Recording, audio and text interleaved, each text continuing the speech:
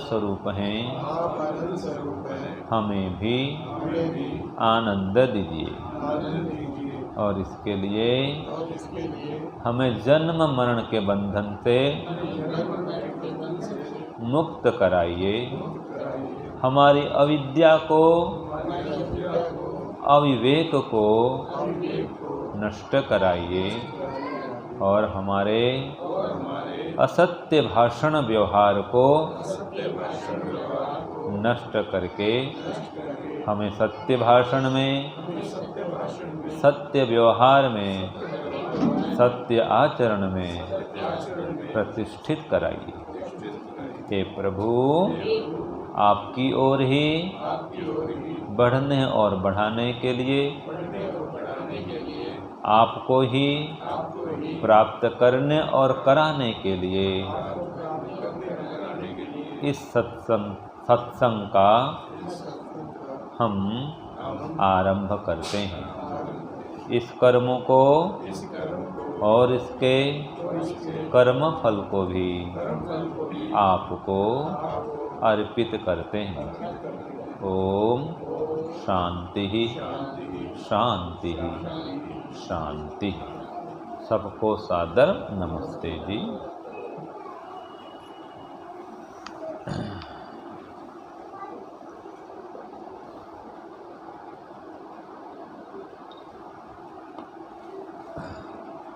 देखिए, यदि मानव जीवन को सफल करना चाहते हैं, मानव जीवन को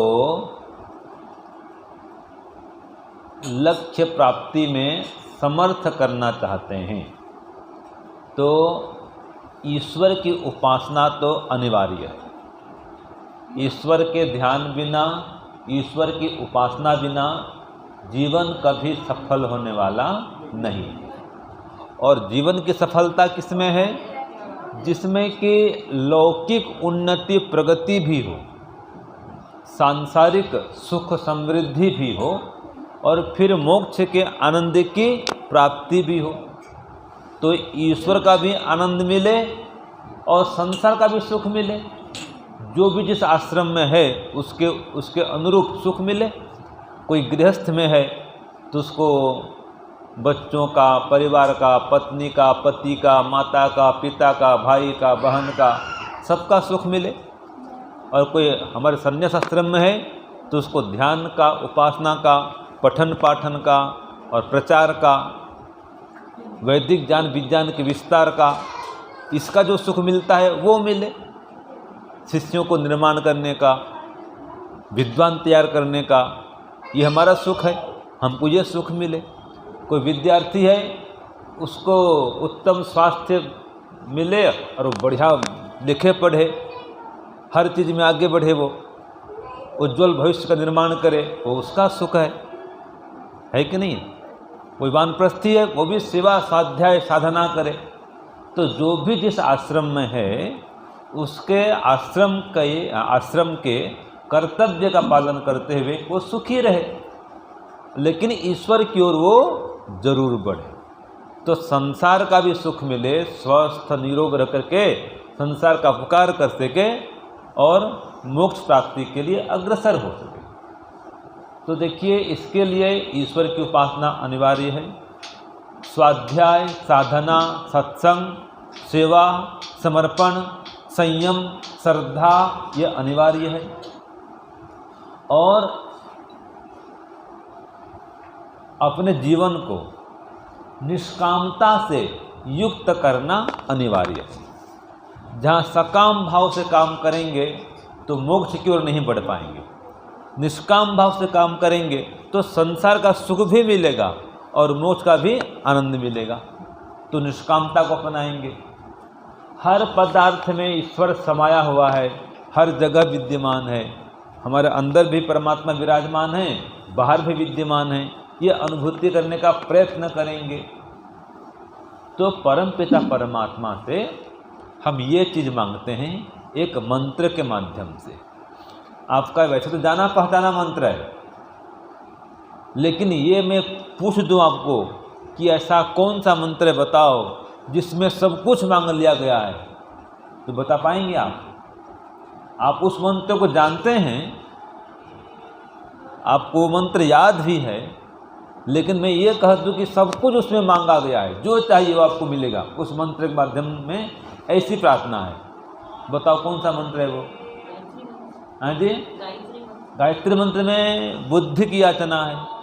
मैं कह रहा हूँ सांसारिक सुख समृद्धि, इसकी प्राप्ति भी और मोक्ष प्राप्ति भी, दोनों की प्रार्थना जिसमें है।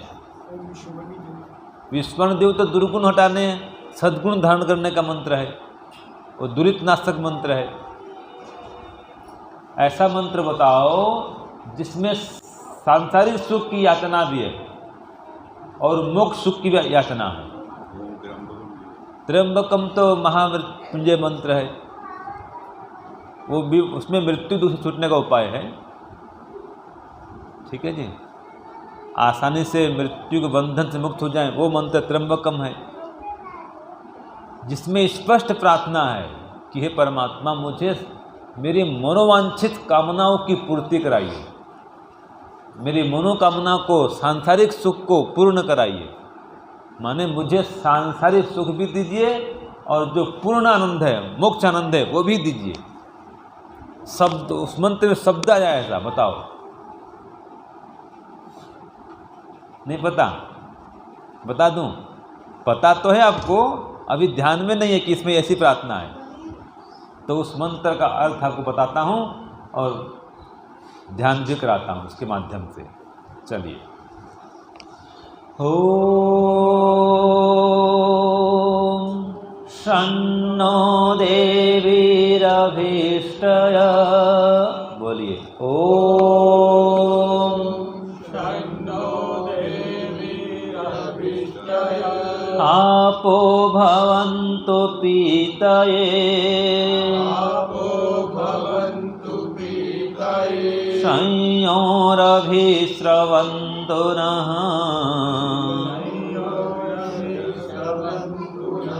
संयोरभिस्रवन्तु नः, संयोरभिस्रवन्तु नः, संयोरभिस्रवन्तु नः।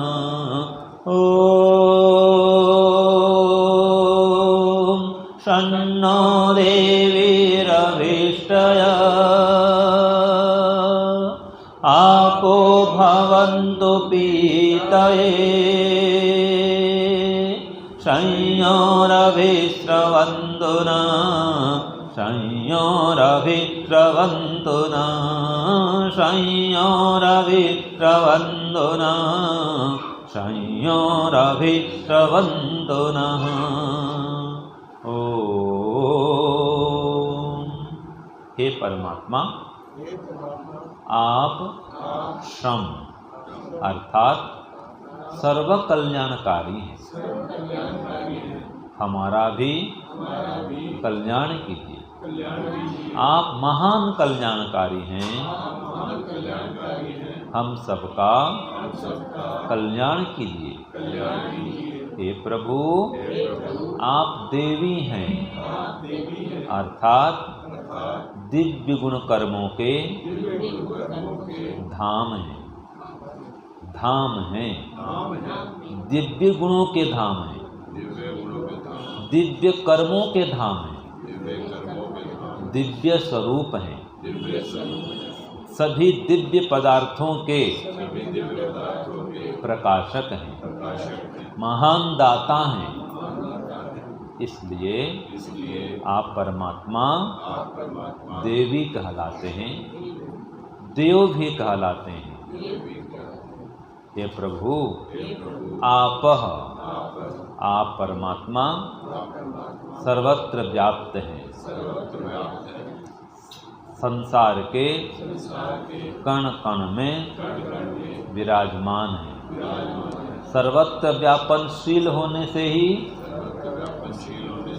आप परमात्मा आपह कहलाते हैं और इसलिए विष्णु भी कहलाते हैं। हे परमात्मा, आप हमें मनोवांछित सुख को प्रदान कीजिए। इसलिए प्रार्थना करते हैं, हे प्रभु, अभीष्टये, हमारे अभीष्ट मनोकामनाओं की पूर्ति के लिए अर्थात सभी सांसारिक सुख की प्राप्ति के लिए हम आपसे प्रार्थना करते हैं। और पीतये, पीतये अर्थात पूर्ण सुख की प्राप्ति के लिए, मोक्षानंद की अनुभूति कराने के लिए आपसे प्रार्थना करते हैं। और संयोरभि स्रवन्तु नः, आप हमारे चारों ओर सुख शांति समृद्धि की वृष्टि कराइए, ऐसा आपसे निवेदन करते हैं। ओम शन्नो देवीरभीष्टय, आपो भवन्तु पीतये, संयोरभिस्रवन्तु नः। हे सर्व कल्याणकारी, सर्वव्यापक महान परमात्मा, आप देवों के देव हैं, देवी स्वरूप हैं। अभीष्टये और पीतये हमारी अभीष्ट मनोकामनाओं की आप पूर्ति कराइए और आपके पूर्णानंद की मोक्षानंद की प्राप्ति कराइए तथा हमारे चारों ओर विशेष सुख शांति की, समृद्धि की, सांसारिक और आध्यात्मिक उन्नति प्रगति की दृष्टि कराइए। हे प्रभु, हे ओम, हे भगवन, हे परमपिता, हे परमात्मा, हमारी प्रार्थना को स्वीकार कीजिए, स्वीकार कीजिए, स्वीकार कीजिए। ओम शांति शांति शांति। धीरे धीरे दोनों हाथों को रगड़ेंगे और आँखों को धीरे धीरे कोमलतापूर्वक सहलाते हुए आँख खोलेंगे। तो ये है संध्या मंत्र का पहला मंत्र है ना। इसमें सब कुछ मांग लिया गया है। एक मंत्र में देखिए 2 शब्द आता है, अभीष्टये और पीतये। इसमें सब कुछ मांगा गया है। अभीष्टये माने जो भी आपकी मनोकामना है। अब जो भी मनोकामना है मतलब पुत्र चाहिए, पुत्री चाहिए, पैसा चाहिए, पद चाहिए, प्रतिष्ठा चाहिए, मान सम्मान चाहिए, मकान चाहिए, भवन चाहिए, गाड़ी चाहिए, नौकर चाहिए, बंगला चाहिए, जमीन जायदाद, सोना चांदी, जो भी चाहिए, ये अभीष्ट ये है। देखो कैसा कहा है वेद में, एक शब्द में सब कुछ। और ये संसार संबंधी है।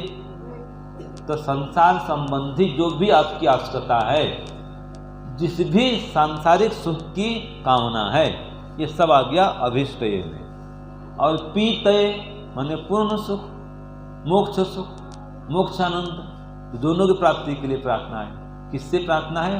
श्रम माने कल्याणकारी परमात्मा से प्रार्थना है। श्रम माने कल्याणकारी।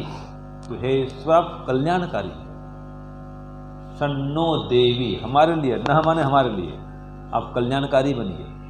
और आप देवी हैं, दिव्य स्वरूप हैं, दिव्य गुणों के प्रदाता हैं, दिव्य गुणों के धाम हैं, दिव्य गुण कर्म स्वभाव को प्रदान करने वाले हैं। और दिव्य दिव्य पदार्थों के रचयक हैं, रचना करता है, प्रदान करता है, इसके प्रकाश करता है, इन सबको प्रदान करने वाले हैं, तो देवी कहलाते हैं। तो हे देवी परमात्मा, आप भी हैं। आप माने सर्वत्र व्यापनशील हैं, सर्वत्र व्याप्त हैं। तो हे परमात्मा, आपो भवन्तु पीतये, आप हमारे लिए इस प्रकार से 2 चीज को देने वाला बनिए, अभीष्टये और पीतये। तो अभीष्टये माने अभीष्ट सुख की प्राप्ति के लिए। अभीष्ट माने जो भी आपको चाहिए जी, वो अभीष्ट सुख है। तो अभीष्ट सुख में सब कुछ आ गया, कुछ भी बाकी नहीं रहा। हाँ जी, अभीष्ट सुख में सब कुछ आ गया ना। ये संसार संबंधी सुख है, याद रखिए। अभीष्ट में क्या आता है? संसार संबंधी सुख। और पीतये में क्या आता है? मोक्ष का सुख। तो सन्नो देवी रभिष्टय, ये रभिष्टय है, अभिष्टय है मतलब ये। तो अभीष्ट सुख की प्राप्ति के लिए आप हम पर कृपा करिए। और पीतये, पूर्ण सुख को प्रदान करने के लिए भी हम पर दया करिए। तो हे परमात्मा, हमें सांसारिक सुख, शांति, समृद्धि प्रदान करिए, और जो आपका मोक्ष आनंद है उसको भी प्रदान करिए।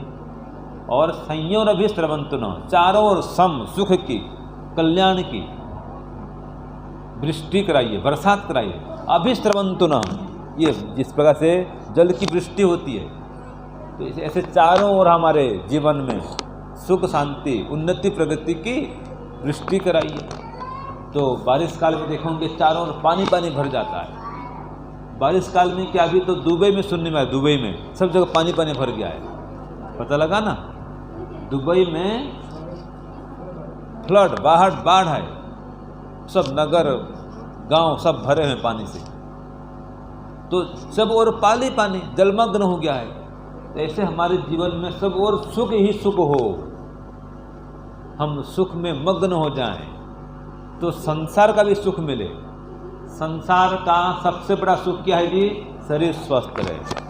तो चाहे सन्यासी हो, चाहे गृहस्थी हो, ब्रह्मचारी हो कि वानप्रस्थी हो, पहला सुख क्या है?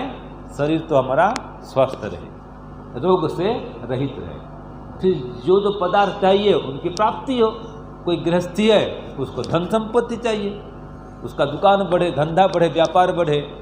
किसान है तो फसल बढ़े, उपज बढ़े, है कि नहीं? कोई नौकरी करता है तो उसको प्रोत्साहन मिले, ये सांसारिक सुख है उसके लिए। पुत्र अनुकूल हो, बेटा बेटी बहुत सुंदर सुयोग्य बने, आज्ञाकारी पुत्र हो, पत्नी अनुकूल हो, पतिदेव अनुकूल पत्नी के, दोनों पति पत्नी एक दूसरे के अनुकूल हों, माता पिता की सेवा करने वाले हों, है कि नहीं है? माता पिता सास ससुर उनकी सेवा करने वाले हों, और संतान को संस्कारवान करने वाले हों।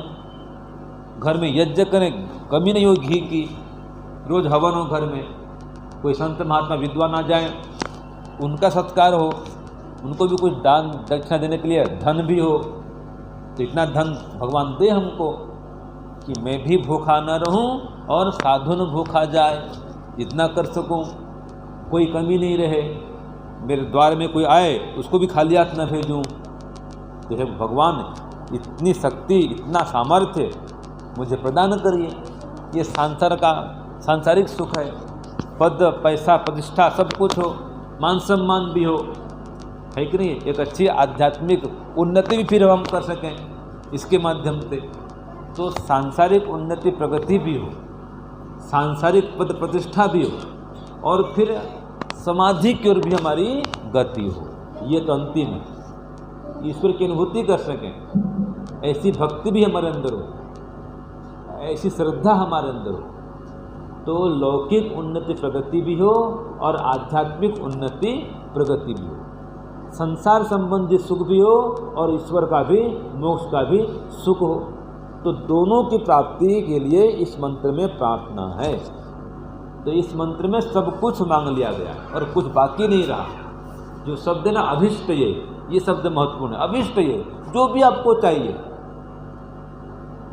उन सब की पूर्ति के लिए अभिष्ट ये शब्द आ गया। एक शब्द में देखो सब कुछ मांग लिया गया। लेकिन देखो याद रखना, संसार में सब कुछ प्राप्त कर लो तो भी उसमें अधूरापन तो बना रहेगा, उसके छूटने का डर बना रहेगा। इसलिए कहा फिर पीत ये कि हे परमात्मा, संसार का कितना सुख प्राप्त कर ले वो अधूरा का अधूरा ही रहता है। संसार के सुख में पूर्णता नहीं है, पूरा पूरा सुख उसमें भरा हुआ नहीं है। क्यों? कोई न कोई कमी रह जाएगी। ये जो आप देखते हैं फिल्म आज में, उसमें क्या होता है? फिल्म में एक लड़का एक लड़की होगी, दोनों होंगे, मिलेंगे जुलेंगे, फिर विवाह हो गया और फिल्म खत्म। अभी फिल्म खत्म नहीं होता है, अभी तो शुरू हुआ है। विवाह होते ही शुरू होता है जीवन, तो है कि नहीं है? वो तो जीवन की शुरुआत है, जीवन का शुभारंभ है। और फिल्म दी एंड कर देते हैं, कम खत्म नहीं हुआ है, तो शुरुआत है कि नहीं? संघर्ष का जीवन आरंभ होता है विवाह करते ही। और फिर आप देखते हैं विवाह के पश्चात में सब ओर से पुरुषार्थ करना पड़ता है, परिवार चलाने के लिए, संतान निर्माण करने के लिए, माता पिता की सेवा करने के लिए, सगे संबंधी को भी देखने के लिए, सब व्यवहार चलाने के लिए सब कुछ करना पड़ता है। तो इन सब में भी आप पारंगत हों, पारंगत माने श्रेष्ठ हो जाएं, दक्ष हो जाएं, कुशल हो जाएं, और फिर ईश्वर की ओर भी बढ़ सकें। ये बुद्धिमत्ता है, इसमें उलझ करके न रह जाएं, घर संसार बसा करके घर संसार में ही फंस न जाएं, फिर ईश्वर की भक्ति के लिए भी समय निकाल सकें। ये प्रार्थना करें ईश्वर से, तभी जीवन की सफलता है, इसी में जीवन की पूर्णता है। अन्यथा ये जितने भी धन संपत्ति कमाएंगे, बेटा बेटी करेंगे, इसमें पूरा सुख मिलने वाला नहीं है। एक बेटा हो गया, 2 बेटा हो गया, दोनों अनुकूल बने तो ठीक है। एक बेटा भी अगर प्रतिकूल हो गया तो उससे दुख मिलता है कि नहीं है। एक बेटा तो अनुकूल है और एक बेटा अनुकूल नहीं बना तो क्या होगा जी? अशांति होगी जीवन में। पत्नी अगर प्रतिकूल हो गई तो अशांति है जीवन में। पतिदेव अनुकूल नहीं हुए तो अशांति है जीवन में। तो ये सबके सब अनुकूल हों, इसके लिए प्रार्थना करें। और इतना होने पर भी देखो इसमें अधूरापन इसलिए है कि कभी न कभी इनसे वियोग होगा, है कि नहीं? पत्नी कितनी अनुकूल हो, बच्चे कितने अच्छे हों, धन संपत्ति पर्याप्त मात्रा में हो, तो भी एक दिन छोड़ के जाना पड़ेगा। तो इनसे वियोग तो होना ही भाई। तो संसार का जो सुख है वो वियोगांत है, लेकिन जो सुख परमात्मा का है वो संयोगांत है। वो अंत में परमात्मा से संयोग कराएगा, और ये क्या कराएगा? अंत में वियोग कराएगा। तो जो संसार का सुख है वो अधूरा है, छूटने वाला है, अतृप्ति कारक है, असंतुष्टि कारक है, न चाहते हुए भी छूटने वाला है। और जो सुख परमात्मा का है वो पूर्ण है, वो तृप्ति कारक है, शांति कारक है, संतुष्टि कारक है ना? और कभी छूटने वाला नहीं है, सदा सर्वत्र उपलब्ध है। ईश्वर का सुख चाहने के लिए कोई धन नहीं चाहिए, कोई पद प्रतिष्ठा पैसा नहीं चाहिए। ध्यान लगाओ, उसमें मन लगाओ, बस उसका प्रवाह शुरू हो जाएगा। ज्ञान का प्रवाह, आनंद का प्रवाह शुरू हो जाएगा उससे मिलना। बस उसमें चित्त को स्थिर करो, उसकी भक्ति में डूब जाओ, उसके गुण कर्म को धारण करो, उसके अनुकूल बनो, तो परमात्मा अनुकूल बन जाएगा और आपको हर प्रकार से अपना श्रेष्ठ पद को प्रदान करेगा, श्रेष्ठ आनंद को प्रदान करेगा। तो वो परमात्मा का विशेष पद है जिसको कहा है तद विष्णु परमं पदम सदा पश्यन्ति सूरयः दिवीव चक्षुराततं दिवीव चक्षुराततं। ये जो परमात्मा का व्यापनशील पद है, विष्णु पद है, वो परम पद है, मोक्ष पद है, वो परम पद है। तो उस परमात्मा के परम पद को, व्यापनशील पद को, अर्थात उसकी व्यापकता को, उसकी विद्यमानता को, उसकी महानता को विद्वानगण सदा पश्यन्ति सूरयः, जो विद्वान है, सूर माने विद्वान, वो सदा पश्यन्ति, सदैव देखते हैं, उसकी अनुभूति करते हैं। तो कैसे सूर, कैसे विद्वान? जो जितेंद्रिय होते हैं, धर्मात्मा होते हैं, परोपकारी होते हैं, ये लोग विद्वान, जितेंद्रिय, धर्मात्मा, योगी विद्वान, शास्त्रज्ञ भी हैं और योग निष्ठ भी हैं। तो जो ऐसे विद्वान हैं वे परमात्मा को सदा पश्यन्ति, हर समय देखते हैं। तो बताओ, क्या परमात्मा को हम इन आँखों से हर समय देख सकते हैं? नहीं देख सकते। तो उसका अर्थ है उसको अनुभव में लाते हैं, उसका अनुभव करते हैं, सदा अनुभव कर सकते हैं, आँख बंद करके भी अनुभव कर सकते हैं। और कैसे? दिवीव चक्षुः आततम, जैसे ये सूर्य प्रकाश, सूर्य किरणें द्युलोक में सर्वत्र व्याप्त हैं। हम आँखों से देखते हैं ना जी कि सूर्य प्रकाश सर्वत्र व्याप्त है। तो जैसे सूर्य प्रकाश सर्वत्र व्याप्त है और हम उसको इस खुले आँख भी व्यापक देखते हैं कि हाँ सब जगह सूर्य किरणें फैल रही हैं, सूर्य प्रकाश व्याप्त है, ऐसे ही विद्वान गण सूर्य प्रकाश की भांति परमात्मा को सब जगह फैला हुआ अनुभव करते हैं। ये परमात्मा का परम पद है, जो उसका विष्णु पद है, व्यापनशील पद है। तो इसी पद को प्राप्त करना हमारा लक्ष्य है। इस प्रकार से हम जीवन में उस परम पिता परमात्मा के परम पद को प्राप्त करें, जीवन के लक्ष्य को प्राप्त करें।